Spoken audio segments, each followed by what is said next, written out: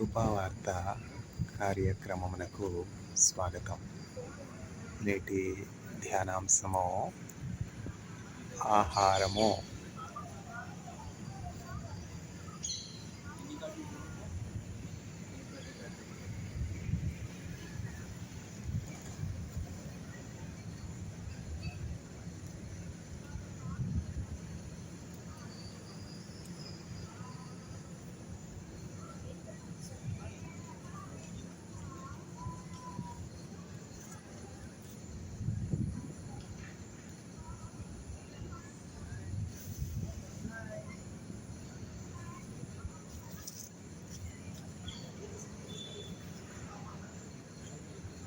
I am the living bread that has come down from heaven.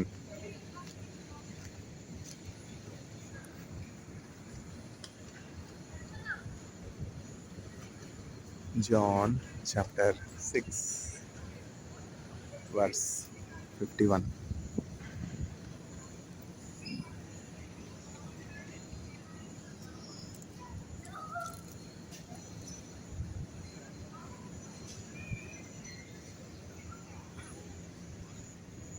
పరలోకము నుండి దిగి వచ్చిన జీవాహారము నేనే.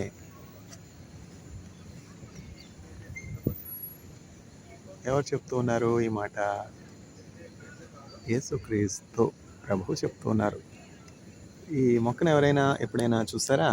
ఈ చెట్టుని ఎప్పుడైనా ఎవరైనా చూసారా? నేనైతే ఈ చెట్టు చూడడం ఇదే మొదటిసారి. ఈ ఆకులు, తర్వాత ఈ పుష్పాలు, తర్వాత ఈ మొగ్గలు ఇవన్నీ చూడడం మొదటిసారి. చూసారా? ఇవి ఈ మొగ్గలు వచ్చి ఈ బ్రాంచ్ అంతా కూడా ఉన్నాయి. ఈ మొగ్గలు వచ్చి ఇట్లా ఎరుపు రంగు చిన్న చిన్న చిన్న చిన్న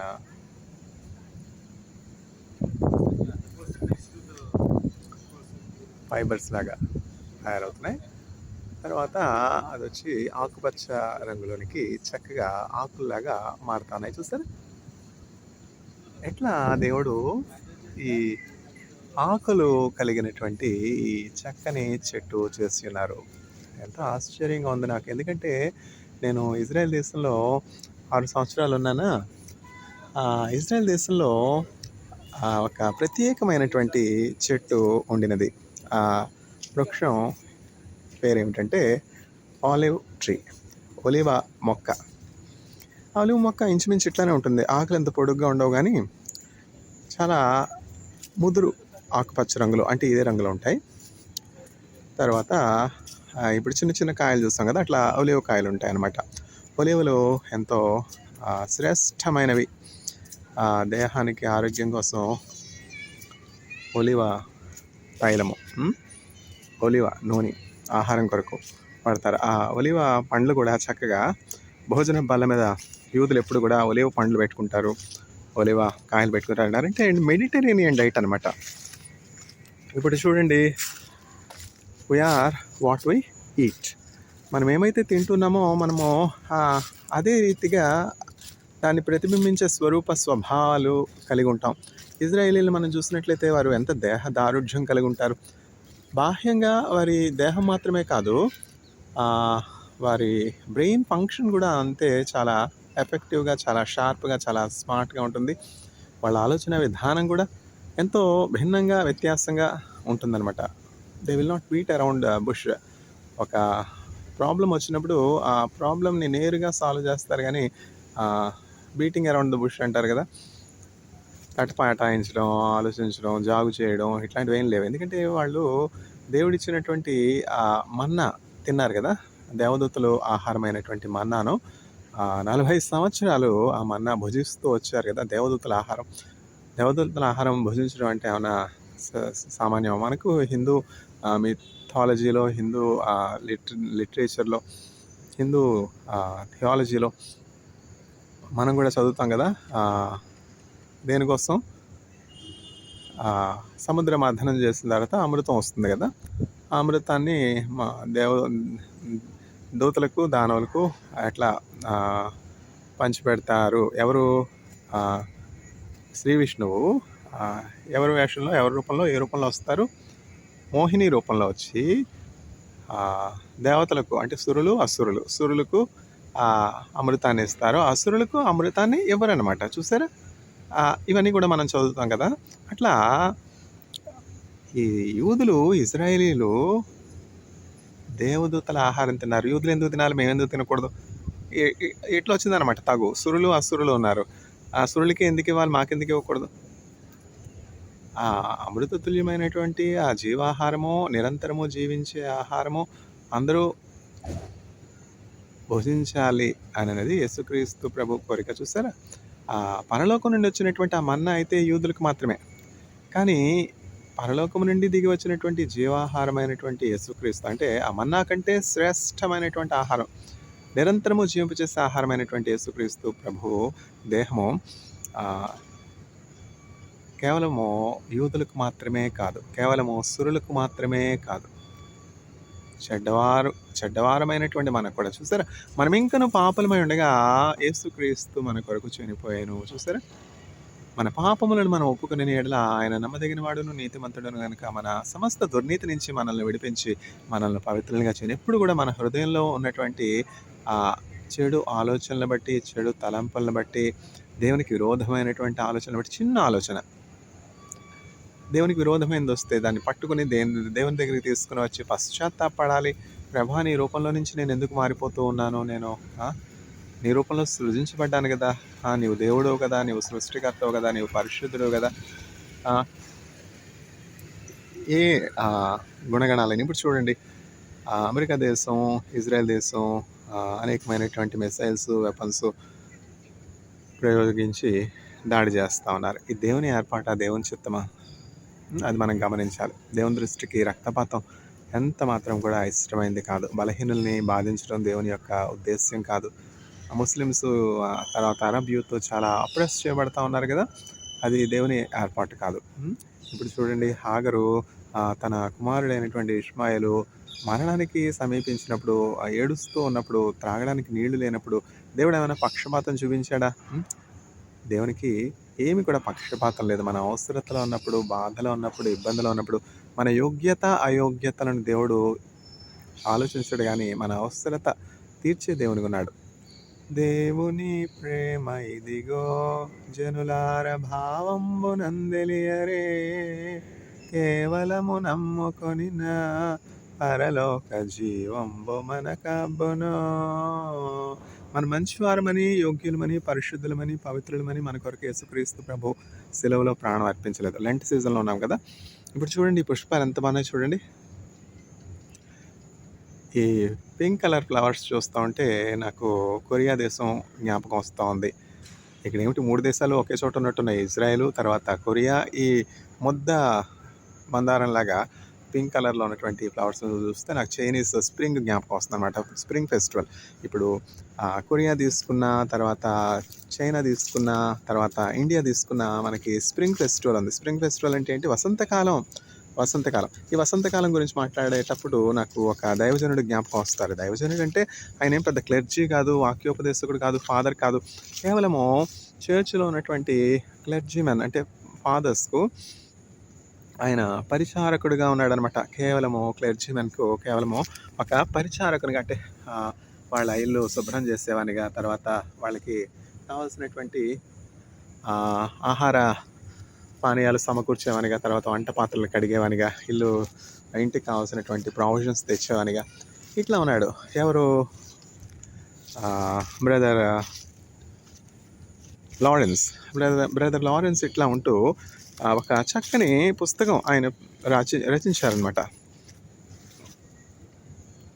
practising the presence of God, the true guide for a holy living. ఒక పరిశుద్ధమైనటువంటి జీవితం మనం కలిగి ఉండాలంటే, జీవించాలంటే అనుక్షణము కూడా దేవుని యొక్క సాహచర్యాన్ని మనం కలిగి ఉండుట అభ్యాసం చేసుకోవాలి. దేవుని సహవాసం కలిగి ఉండుట అభ్యాసం చేసుకోవాలి. Practising the presence of God true guide to holy living అని ఒక చక్కని పుస్తకము ఎవరు రాశారు?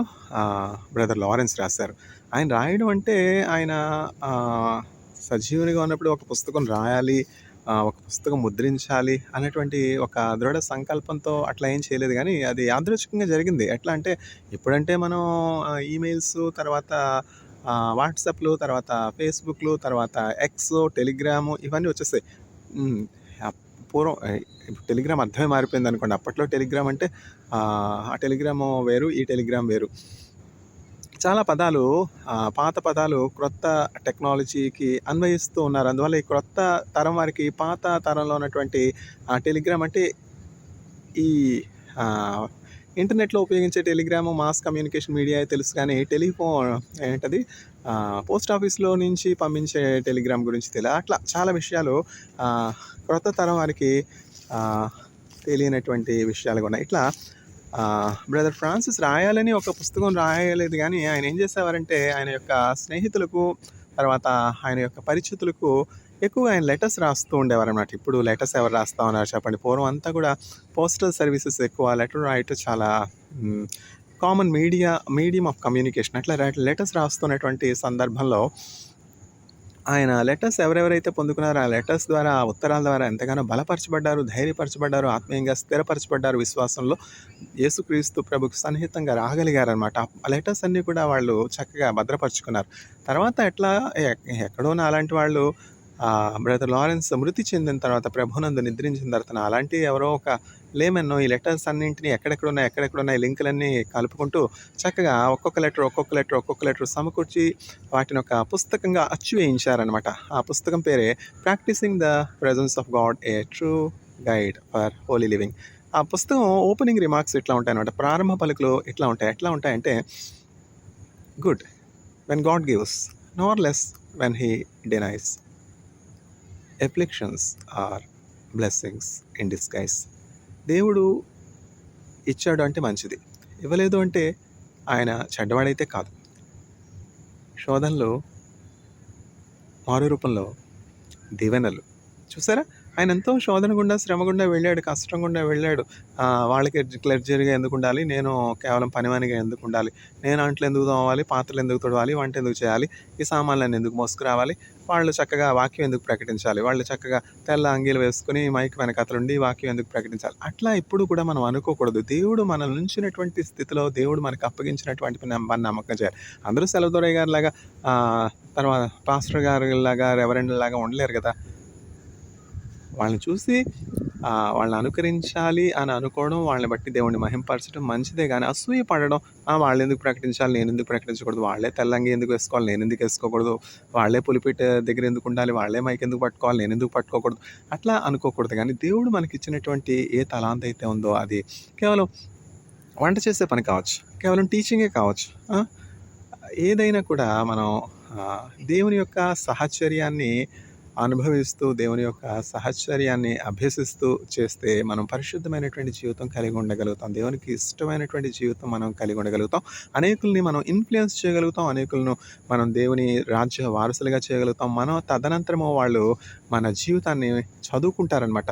ఇప్పుడు బిషప్ గారు 69th CSI house of prayer యానివర్సరీకి వచ్చారనమాట. 1st Marchకి వచ్చి ఇట్లా అన్నారు, start writing a book about yourself, future generations will read. You have to create your history. When we conducted pastors meetings and such meetings, I encouraged the church pastors to write about themselves. As a result of such encouragement, 5 out of many have compiled a book, and such books have been published అని చెప్పారండి. అసలు ఆ initiative తీసుకోకపోతే ఆ 5 books రావు కదా. అట్లా ఒక క్రొత్త ఇనిషియేటివ్ మనం తీసుకోవాలి. దేవుడు మన జీవితంలో చేసినటువంటి ఉపకారాలు, మేలులు రాస్తూ ఉండాలి. ఇప్పుడు నాకు చాలామంది పబ్లిషర్స్ ఉన్నారు. వాళ్ళు నన్ను ఎంతగానో ఎంకరేజ్ చేసి పేపర్స్, రీసెర్చ్ పేపర్స్ కానీ, రివ్యూ ఆర్టికల్స్ కానీ రాయమని ఎంకరేజ్ చేస్తున్నారు. టైమే లేదు. ఇప్పుడు జెనిఫర్ ల్యాండర్స్ అని, ఎక్కడ కాన్ఫ్మిట్స్ పబ్లిషర్స్, తర్వాత అలిసన్ డఫీ అని, తర్వాత కేంబ్రిడ్జ్ స్కాలర్స్ పబ్లిషర్స్, ఇట్లా చెప్పుకుంటూ పోతే నోవా పబ్లిషర్స్, చెప్పుకుంటూ పోతే అనేకమైనటువంటి పబ్లిషర్స్ నా రైటింగ్స్ కోసం ఎదురు చూస్తున్నారు. వాళ్ళకిస్తానని చెప్పి సంవత్సరం అయిపోయింది. ఇంకా ఆలిసన్ డఫీకి ఇవ్వలేదు. అయినా వాళ్ళు ఇంకా నమ్ముతున్నారు. ఎందుకని? నాకు టైం లేదు. చాలామంది ప్రాజెక్ట్ స్టూడెంట్స్‌ని గైడ్ చేయాలి. ఈ 24 గంటలు నాకు సరిపోవట్లేదనమాట. నేను పండుకునేది 2 గంటలకి, లేచేది 5 గంటలకి, 6 గంటల నుంచి 3 గంటల వరకు సవితా మెడికల్ కాలేజ్‌లో పనిచేసేది. 3 గంటలకి నుంచి 3:30 వరకు పిల్లలకి స్కూల్‌లో స్లమ్ ఏరియాస్‌లో టీచ్ చేసేది. 3:30 నుంచి బస్ ఎక్కి 5:30కి ఐఐటీకొచ్చేది. మరలా 6 గంటల నుంచి రాత్రి 12 గంటల వరకు ఐఐటీలో సవితాలో పెండింగ్ ఎక్స్‌పెరిమెంట్సే గానీ ఇవన్నీ ఇంద్రపాల్ సింగ్ సార్ అని ఆయన ల్యాబ్ డోర్ నాకు ఓపెన్ చేస్తారు. చక్కగా నా కోసం హెల్ప్ చేయడానికి ఎన్ఎంఆర్ అనాలిసిస్ ఇవన్నీ చేస్తున్నారు. ఇట్లా ప్రతి చోట దేవుడు ఆయన యొక్క దూతల్ని నాకిచ్చి నాకు సహాయం చేస్తా ఉన్నాడు. ఎందుకని? మనం నిస్వార్థంగా ఉన్నప్పుడు, దేవుని ప్రేమించి ఆయన రాజ్య వ్యాప్తి కొరకు ప్రయాసపడినప్పుడు, మొదట నా రాజ్యమును నా నీతిని వెదుకుడి, తదుపరి ఇవన్నీ మీకు అనుగ్రహించబడును అన్నట్లు దేవుడు ఆయా సమయాల్లో, ఆయా కాలాల్లో మన కొరకు స్థలాల్లో ఆయన దూతలను ఏర్పాటు చేసి మనకు సహాయాన్ని పంపుతారనమాట. చూసారా? యేసుక్రీస్తు ప్రభు ఏం చెప్తున్నారు? పరలోకము నుండి దిగి వచ్చిన జీవాహారము నేనే. మీ పితరులు మన్నాను అంటే దేవదూతలు భుజించినటువంటి ఆహారాన్ని భుజించి కూడా మరణించారు. అయితే ఈ నా దేహమును భుజించువారు ఎంత మాత్రం కూడా మరణించరు. అంటే ఏంటంటే హోలీ కమ్యూనియన్ అంటాం కదా. హోలీ కమ్యూనియన్ అంటే ఏంటంటే ప్రభు యొక్క శరీరమును సాదృశ్యంగా ఉన్నటువంటి రొట్టెను యేసుక్రీస్తు ప్రభు ఆ గెత్సేమనే వనంలో తర్వాత ఆ శుక్రవార దినమున సిలువలో పడినటువంటి ఆ శ్రమను ఆయన జ్ఞాపకం చేసుకోవడానికి హోలీ కమ్యూనియన్ని యేసుక్రీస్తు ప్రభు నియమించారు. పాస్టర్ గారు, బిషప్ గారు నియమించింది కాదు. మీరు యేసుక్రీస్తు ప్రభుని జ్ఞాపకం చేసుకోవడానికి హోలీ కమ్యూనియన్ ప్రతి ఆదివారం పాటించాలి అని బిషప్ గారు చెప్పారా? రవిచంద్రన్ గారు చెప్పారా? లేకపోతే సెలవుదొరయ్య గారు చెప్పారా? వాళ్ళు చెప్పింది అయితే ఇంతకాలం నిలుస్తుందా? 2000 సంవత్సరాల నుంచి హోలీ కమ్యూనియన్ ట్రెడిషన్ నడుస్తోంది. అంటే ఇది ఎవరు ఇనిషియేట్ చేసింది? ఫాదర్ లియో రాబర్ట్ గారు ఇనిషియేట్ చేశారా? కాదు కదా. మనుషుల చేత ప్రారంభించబడినటువంటి కార్యాలు మాత్రమే అయితే దేవుని సంకల్పం కాకుండా, దేవుని ప్రేరేపణ కాకుండా, దేవుని ఉద్దేశం కాకుండా మనుష్యుల వలన కలిగినవి అయితే నిలిచిపోతాయి. ఇది దేవుని వల్లనే అయినటువంటి హోలీ కమ్యూనియన్ ఇన్స్టిట్యూషన్ కాబట్టి 2000 సంవత్సరాలైనా నిలిచి ఉన్నది. అంటే యేసుక్రీస్తు ప్రభుని మనం జ్ఞాపకం చేసుకోవాలి. ఆయన శ్రమను జ్ఞాపకం చేసుకోవాలి. ప్రభా చూసారా? ప్రారంభంలో మనం దేవుని రూపంలో సృజించబడ్డాం. ఇప్పుడంతా కరప్షన్ అయిపోయాం కదా. అంటే మరణ శరీరంలోనికి మన దేహం మారిపోయింది. ఒకరోజు మొహం కడగకపోతే చూడాలి. ఒకరోజు స్నానం చేయకపోతే మన నుంచి వచ్చే ఈ మట్టి దేహం నుంచి వచ్చే దుర్వాసన చూడాలి. కంట్లో జబ్బు, కాల్లో జబ్బు, తల్లో జబ్బు, బ్రెయిన్‌లో జబ్బు, హార్ట్‌లో జబ్బు, ప్రతి అవయవం అనారోగ్యంతో క్షీణించిపోతా ఉన్నది. నడినెత్తి మొదలుకొని అరిపాదముల వరకు ప్రతి మనుష్యుడు వ్యాధి కలిగి ఉన్నాడు. ఎవరైనా చెప్పగలరా నాలో ఏ వ్యాధి లేదు, నాలో ఏ బలహీనత లేదని? లేదుగా. ఒకళ్ళకి కన్ను అయితే ఇంకొకళ్ళకి కాలు, ఒకళ్ళకి కాలు అయితే ఒక చెయ్యి, ఒకళ్ళకి చెయ్యి అయితే ఒకళ్ళకి గుండె అయితే ఒకళ్ళకి లివరు. ఇట్లా ప్రతి మనుష్యుడు నడినెత్తి మొదలుకొని అరిపాదముల వరకు ఏదో ఒక దేహంలో వ్యాధి కలిగి ఉన్నాడు. ఎందుకు వచ్చింది ఇదంతా? దేవుని దూరంగా వెళ్ళిపోవటం వల్లే కదా. నేను ఒక మందు వేసుకోను, ఒక మాకు వేసుకోను. ఏ బలహీనత కలిగినా, ఏ అనారోగ్యం కలిగినా యేసుక్రీస్తు ప్రభు నామములో ప్రార్థన చేస్తాను. అప్పుడు ఆశ్చర్యకరమైనటువంటి రీతిలో దేవుడు నన్ను స్వస్థపడతారు. If there is no trial, there is the scope for testimony. అసలు శోధనే లేకపోతే, శ్రమే లేకపోతే, కష్టమే లేకపోతే సాక్ష్యం ఏముంది చెప్పండి? గర్భమే లేదు, ప్రసవమే లేదు, ఏంటిది ప్రసవ వేదనే లేదు. ఇంక పిల్ల ఎక్కడ పుడుతుంది? పిల్లలు పుట్టాలంటే గర్భం రావాలి, తర్వాత ప్రసవం అవ్వాలి, ప్రసవ వేదన ఉండాలి. ప్రసవ వేదన లేకుండా నేను నిన్ను కనిపించదనా అని యేసుక్రీస్తు ప్రభు చెప్తున్నారు. ప్రసవ వేదన అట్లనే ఒక శోధన లేకుండా, ఒక శ్రమలు లేకుండా మనం ఎట్లా యేసుక్రీస్తు ప్రభుని గురించి సాక్ష్యం చెప్పగలం? ఈ గత 46 సంవత్సరాల్లో నా జీవితంలో ఎన్నో శోధనలు, శ్రమలు చూశాను.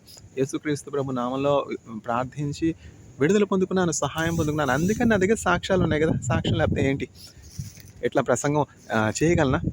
నా జీవితంలో యేసుక్రీస్తు ప్రభు నామంలో శ్రమ కాలంలో, శోధన కాలంలో, కష్టకాలంలో, ఇబ్బందులు, ఇరుకులో, లేమిలో, అవసరతలో ప్రార్థించి ఆయన నుండి జవాబు పొందుకుని, సహాయం పొందుకుని, విడుదల పొందుకుని, ఆయన వాక్యం యథార్థమైనది అని తెలుసుకుని, అనుభవపూర్వకంగా ఆయనే దేవుడిని తెలుసుకునేటని బట్టి కదా ఇది ప్రసంగం చెప్తున్నాను. నా సొంత ప్రసంగాలు అయితే ఇంతకాలం నిలుస్తాయి. 3500 వీడియోస్ నా యూట్యూబ్ ఛానల్లో ఎట్లా వచ్చేవని. This is the doing of the lord and it is marvellous to our eyes. కాబట్టి నేను చెప్పొచ్చేది ఏంటంటే యేసుక్రీస్తు ప్రభు జీవాహారం. యేసుక్రీస్తు ప్రభునందు విశ్వాసం ఉంచినటువంటి వారు నిశ్చయంగా పరలోకంలో ప్రవేశిస్తారు. ఇప్పుడు చూడండి, ఒక శాటిలైట్ని లాంచ్ చేస్తూ ఉన్నారు, ఎర్త్ ఆర్బిట్లోకి వెళ్ళాలి. ఎంత కేర్ తీసుకుంటారు? ఇస్రో వాళ్ళు కానీ, నాసా వాళ్ళు కానీ ఎంతో కేర్ తీసుకుంటారు. ఎంతో ప్రిసైజ్గా ఉంటాయి క్యాలిక్యులేషన్స్ అన్నీ కూడా. మనం పరలోకంలోనికి వెళ్ళాలంటే మనం కూడా చాలా ఖచ్చితంగా ఉండాలి. మార్గం ఏంటంటే, పరలోకానికి వెళ్ళడానికి మార్గం యేసుక్రీస్తు ప్రభుని మన దేవునిగా, రక్షకునిగా అంగీకరించడం. ఎవరైతే యేసుక్రీస్తు ప్రభుని కలిగి ఉంటారో వారు నిశ్చయంగా ఈ లోకం నుంచి పరలోకం దాటిపోతారనమాట. మరణం నుంచి జీవంలోనికి దాటిపోతారు. ఈ దేహం శాశ్వతమా? శాశ్వతమా ఈ దేహం త్వరపడకే ఓ మనసా, శాశ్వతమా ఈ దేహం త్వరపడకే ఓ మనసా. ఈ దేహం శాశ్వతం కాదు కదా ఎవరికైనా. ఈ దేహం ఏంటంటే ఒక గుడారం అనమాట. ఇప్పుడు ఎంత పెద్ద అపార్ట్మెంట్ కొనుక్కున్నా, ఎంత పెద్ద ప్యాలెస్లో ఉంటున్నా, ఆ ప్యాలెస్ ఒకరోజు విడిచిపెట్టి వెళ్ళిపోవాలి కదా. ఒక ఎడిటోరియల్ ఇట్లా రాశారనమాట ఎడిటర్ గారు ఒక న్యూస్ పేపర్లో. ఇల్లు ఖాళీ చేసి వెళ్ళిపోయింది. భానుమతి రామకృష్ణన్ గారు మృతి చెందారు. అప్పుడు ఆ ఎడిటోరియల్ ఎంత చక్కగా రాశారు చూడండి. ఇల్లు ఖాళీ చేసి వెళ్ళిపోయింది. ఎవరు? భానుమతి రామకృష్ణ గారు. ఎంతో వివిధ భాషల్లో ఎంతో పాండిత్యం కలిగి, ఎంతో లిటరేచర్లో చాలా క్రెడెన్షియల్స్ ఉన్నటువంటి ఒక మంచి ఇప్పుడు అన్నాదురై గారు, తర్వాత ఇంకా తమిళ లీడర్స్ ఏమంటారంటే she is the grammar for acting అని చెప్తారనమాట. నటనకు ఆవిడ ఒక గ్రామర్ అంటే తెలుగులో ఏమంటాం? తెలుగులో అనువాదమే మర్చిపోయాం కదా మనం. She is the grammar for acting. ఎవరైనా యాక్టింగ్ చేయాలంటే ఆ గ్రామర్ లేకపోతే భాష ఉంటుందో చెప్పండి? సందులే కానీ, సమాసాలే కానీ, ఇవన్నీ గ్రామర్ కదా తెలుగులో. She is the grammar for acting. అంత మంచి ప్రశంసలు అందుకున్నటువంటి ఆవిడ మరణించకుండా జీవించారా? ఒకానొక సందర్భంలో అందరూ ఇల్లు ఖాళీ చేసి వెళ్ళిపోవాలి కదా. అంటే మనం ఉంటున్నది ఏమిటంటే ఈ దేహం అనేది మనకు ఒక ఇల్లు మాత్రమే అని మనం గమనించాలి. ఈ దేహం మనకు శాశ్వతం కాదు.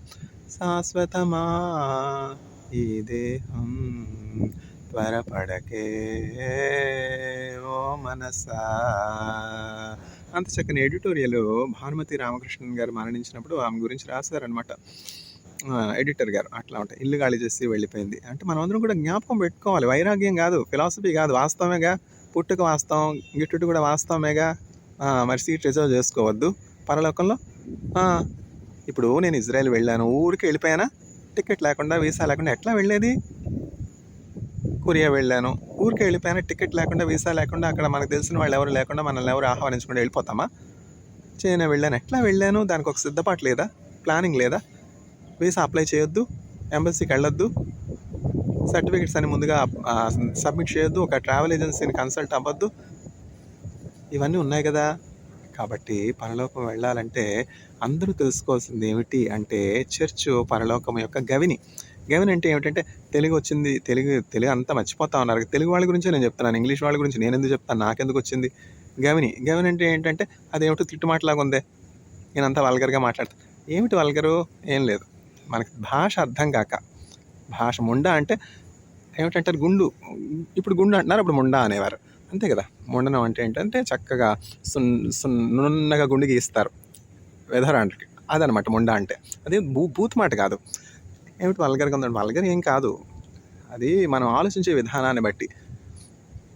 ఇప్పుడు ఎక్కడున్నా మనందరం కూడా ఒకనొక దినం ఇల్లు ఖాళీ చేసి వెళ్ళిపోవాలి కనుక రిజర్వ్ చేసుకోవాలి కదా. ఊరికి వెళ్ళిపోతాం పరలోకం వెళ్ళాలి అంటే అక్కడ నిరంతరము ఆ క్షయం లేనటువంటి ఆ జీవితం జీవించాలంటే, ఆకలి దప్పులు లేనటువంటి ఆ పరమపురంలో జీవించాలంటే ప్రకటన గ్రంథం 17వ అధ్యాయంలో ఉందిగా. నా సొంత మాటలు ఇవన్నీ, నా సొంత మాటలు కాదుగా. అక్కడికి వెళ్ళాలంటే మార్గము యేసుక్రీస్తు ప్రభువే. తానే మార్గమును సత్యమును జీవమును, చిక్కులు వచ్చిన చింతింపకు, యేసుని ఎరుగక పరుగెడకు, వేసారి పోకుమా, ప్రభు అచ్చట నిన్నుగాంచును. I'm the way, the truth and the life. నేనే మార్గము, నేనే సత్యము, నేనే జీవం అని చెప్పారు కదా. కాబట్టి ఈ లోకంలో మనం జీవించే కాలము ఇప్పుడు అది కూడా గ్యారంటీ లేదు. యుద్ధాలు ఎక్కడ? ఇప్పుడు అదేం పుస్తకం అది? స్క్రూటెప్ లెటర్స్లో హెడ్ డెవల్ అంటే having power in the diplomacy of hell, the head devil is writing to it's nephew, the subordinate devil, my dear little wormwood, how foolish you are. How can I put wisdom in you? Did I not teach you? Have I not been training you for centuries how to deal with these patients on the earth? This patient has turned to the enemy. Why did you let the soup slip from your fingers? Don't you know the blood of the patient is our drink and the flesh of the patient is our bread. Why did you let the soup slip from your fingers? Now our father below is very very happy and I do not know what punishment he is going to give అని చెప్పి hello ఉన్నటువంటి ఆ devil అతని యొక్క subordinate devils అంటే అతని యొక్క నెఫ్యూకు ఇట్లా రాస్తా ఉన్నదనమాట. స్క్రూ టైప్ లెటర్స్ అనే పుస్తకంలో. నేను రాశాను ఏమిటి, ఇది ఎవరు రాశారంటే professor C S Lewis, professor of linguistics, Magdalen college, Oxford university రాశారనమాట చక్కని పుస్తకం. రాస్తూ అందులో ఏమిటంటే ఏ సందర్భంలో రాశారంటే, why did you let the war broke out between America and Iran? How foolish you are. It's a foolish thing that you have done, my dear little wormwood. Now you see all patients are turning to the enemy. Now heaven is being filled. All those that breathe at their last, they know very well that they are going to die. So they have turned their enemy. They have reserved their place in hell, heaven, and the soup is being slipped from your hands. Devils know the truth. Why did you let the war broke out in Middle East? Now you see all patients are turning to the enemy and all are directly going to heaven. All the hell is empty. My dear little wormwood, what you did is the wrong thing. You should never let the war broke out. In the case of emergency like Middle East war, what will happen is all the patients, they know that they are going to for sure die. So they will be concerned about their future. They will reserve their place in heaven by turning to the enemy. So what you should do is, you should be putting them in a kind of trauma.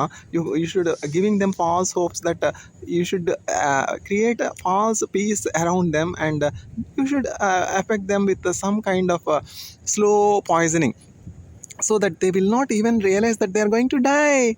And slowly each soul you have to bring it to our Father down below the earth.